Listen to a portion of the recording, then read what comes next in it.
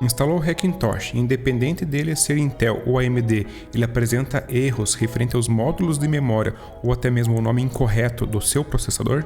Fala galera, bom, devem ter visto na intro que dependendo da SMBIOS que você está utilizando, você deve estar enfrentando problemas com avisos sobre os módulos de memória que aparecem lá no cantinho superior direito do seu macOS, ou melhor, do seu Hackintosh, ou você pode estar enfrentando até mesmo um outro problema técnico, que também, assim como as memórias, é algo mais estético ou cosmético, mas que ele aparece ao seu processador de maneira incorreta. Imagina a situação em que você tem um Ryzen e ele é identificado como um Xeon W. Se fosse isso, era até melhor, né? Afinal de contas, um Xeon W vale muito mais que um Ryzen. Mas a gente sabe que não é assim, a gente sabe que não interfere em praticamente nada, a não ser o nome e que tem toque de organização e algo bem feito, que é um negocinho bem bonitinho. Então, a princípio é isso. Nesse vídeo eu mostro para vocês como é que faz. É uma cast, ela tem uma proposta aí de fazer 3 correções no seu Hackintosh e vou mostrar como que instala e também os seus pormenores. E pera, me chamo Gabriel Luquina e seja bem-vindo. Agora sim,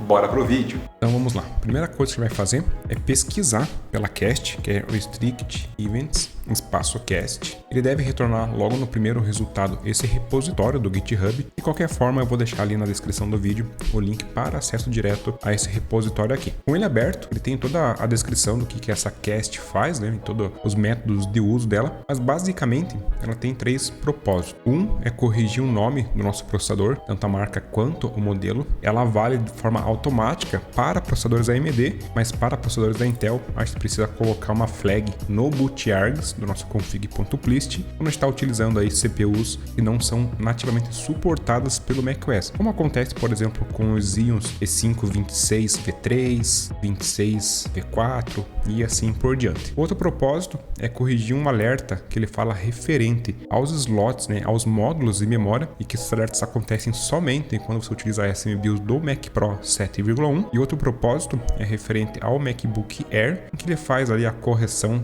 de uns avisos que aparecem com relação à troca das memórias RAMs. Eu acabo não tendo nenhum MacBook Air para poder simular essa correção aqui da parte das correções das memórias. De qualquer forma, a correção aqui das memórias do Mac Pro 7.1 e a parte de CPU, né, referente ao nome e o modelo dela, eu consigo demonstrar aqui para vocês. A gente vai vir aqui em Releases, vou baixar a última versão disponível. A gente baixa sempre a versão Release. A gente só utiliza debug em alguns certos casos aí quando a gente quer depurar algum tipo de problema que possa estar acontecendo. Mas em métodos normais, a gente vai sempre baixar a opção do Release. Depois disso, a gente vem aqui em Downloads, podemos descompactar esse arquivo e aqui dentro vai ter a cast que a gente precisa fazer a instalação na nossa EFI. Como eu estou dentro aqui do Monterey e não curto muito a utilizar aplicativos de terceiros para algumas funções, eu vou montar a minha EFI aqui na mão. De qualquer forma, tem esse conteúdo aqui no canal também, caso você tenha mais dúvidas referente a esse processo. Eu vou criar diretório dentro de Volumes e depois eu vou montar a minha EFI aqui dentro. Com a EFI montada, eu vou abrir aqui o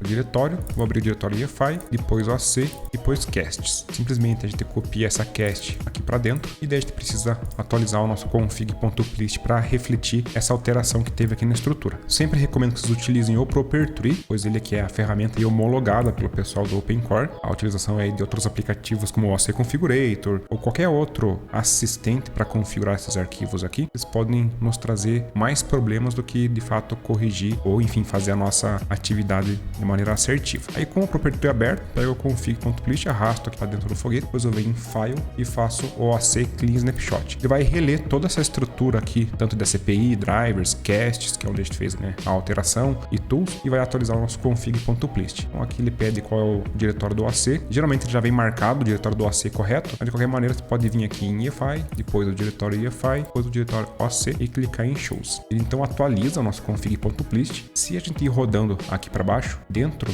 das chaves de kernel e depois de edge, ele tem que ter em alguma dessas chaves a cast que a gente acabou de adicionar. Nesse exemplo aqui, ela está na chave de número 3. Ela aparece aqui a restrict events.cast. Feito isso aqui, vem File, Save e basta a gente reinicializar o nosso Hackintosh para que ela entre em vigor. Eu vou reinicializar aqui e já volto na sequência com os resultados. Eu acabei carregando aqui a versão do Big Sur, porque nele aparece os alertas das memórias, diferente do Monterey que não aparece, mas a gente faz o processo de logar, né, no sistema operacional, mas aparece no About. Então note que ele carregou, não apareceu nada aqui no canto referente, né, a esses avisos dos módulos de memória. Aí se a gente vier aqui no ícone da maçã, né, na parte superior esquerda, vem depois em About. Notem que ele já reconhece o nome, marca e modelo do processador em si, né, o processador AMD, o modelo Ryzen, o modelo 5950X, e ele mostra também a quantidade de cores. Se a gente vier aqui na aba de memória, ele não tem mais nenhum aviso, né, referente aos módulos de memória, então também foi corrigido esse problema. E se a gente quiser confirmar 100% que essa cache lá também foi carregada, a gente pode simplesmente abrir o terminal, digitar cast stat espaço pipe, essa barra aqui em pé, que não é nem a barra nem a contrabarra, depois a palavra grep espaço "-v", colocar com.apple. Vai filtrar todas as caches que não são no caso da Apple. Aqui ele mostra as caches que foram carregadas e junto